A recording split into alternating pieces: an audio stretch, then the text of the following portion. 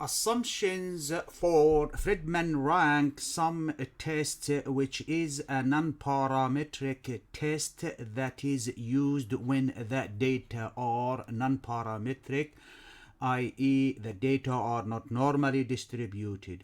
And the test is used also when the data are repeated measures, which means that the data are paired or match groups or dependent groups. So the Friedman test is a non-parametric test that is used for data that are not normally distributed. This is an alternative to the repeated measure ANOVA, which is used when there are matched or paired groups or dependent groups, and when the data are normally distributed. The Friedman's test can be used when the data lacks normality, and the test of repeated measure ANOVA can't be used. The test also detects the differences between matched or related or dependent groups. So the groups have to be related, which means the same participant participate in each group. The test is based on using the median, and it ranks the data before performing the test. So it takes the data and put them into ranks and then perform the analysis on the data. An example of a repeated measure that can be used for the Friedman test is when we want to compare the efficacy of three different teaching methods on student performance, whether any of the three different teaching styles can enhance the student performance. Then the three different styles are the three different groups, but these groups are not different, they are related, as the same participant participate in each group, and the teaching style for each group is given a label. A second example is assessing the satisfaction of a group of people for three different services. In this example, the participant participates in three different services, but those groups are related because the same participate in each group, but with different services, to find out how satisfied is those people from these services, and which services differ from the other. This example can be used when the data are ordinal.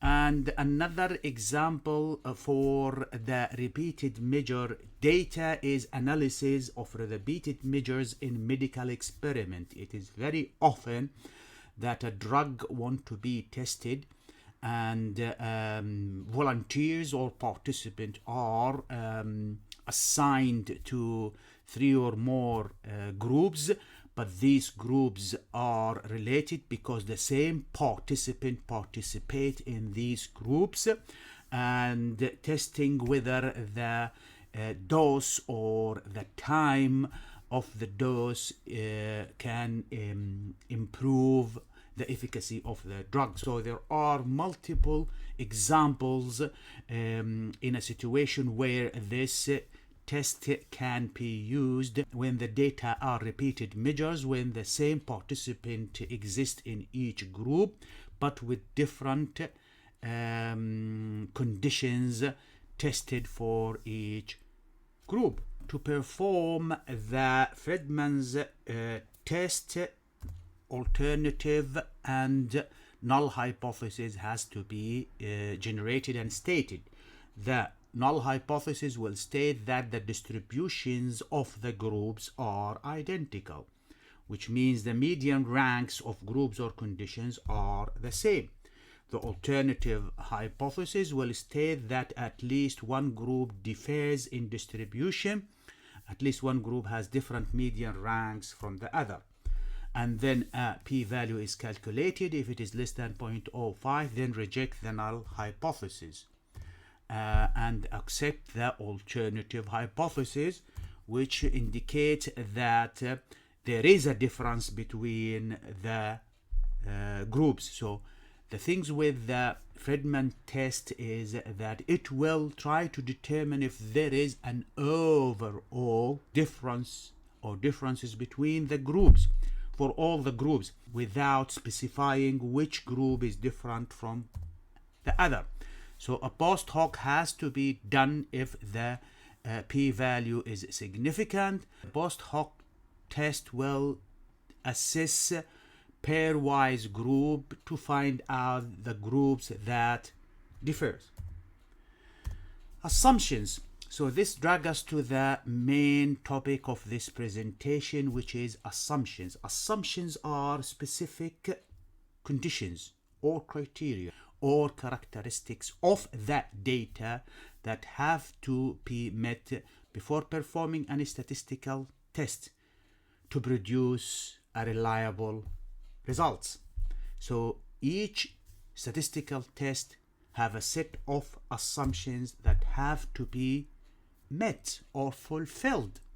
Violations of these assumptions can lead to incorrect findings and can lead to unreliable, incorrect conclusions. Some of the assumptions that are important for the Friedman test is that the independent variable has at least 3 levels in it or 3 groups.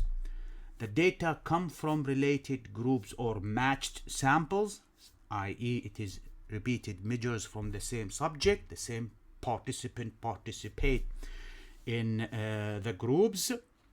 The samples are randomly selected from population, and the dependent variable can be ordinal or can be continuous. An ordinal variable is a variable is categorical, but there is an order in the category, such as the 5 Likert scales that is commonly used for surveys and questionnaires. Or the data can be numerical scale, continuous, but lacks normality. So the sample should not need to be normally distributed. So this test is designed for data that are not normally distributed. There are 8 assumptions that have to be met before performing the Friedman test. The first assumption is that paired related groups, which means that the test is for repeated measures data. Data have to be from the same subject under different conditions. This subject has been subjected to different conditions or criteria. Or those individuals are in a groups, but these individuals have matched or paired samples. They are each participant participate in each group. The second assumption is that the data are ordinal or continuous. The dependent variable should be measured at either an ordinal rank data or at a continuous numerical scale, and that can be interval or ratio.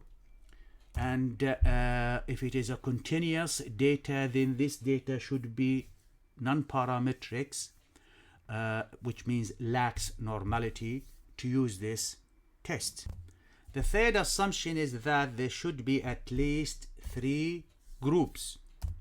So the independent variable should consist of 3 or more related or matched groups, i.e. repeated measurements, which means that the samples are matched. The fourth assumption is the independence within groups, which means that the observation within each group should be independent of each other.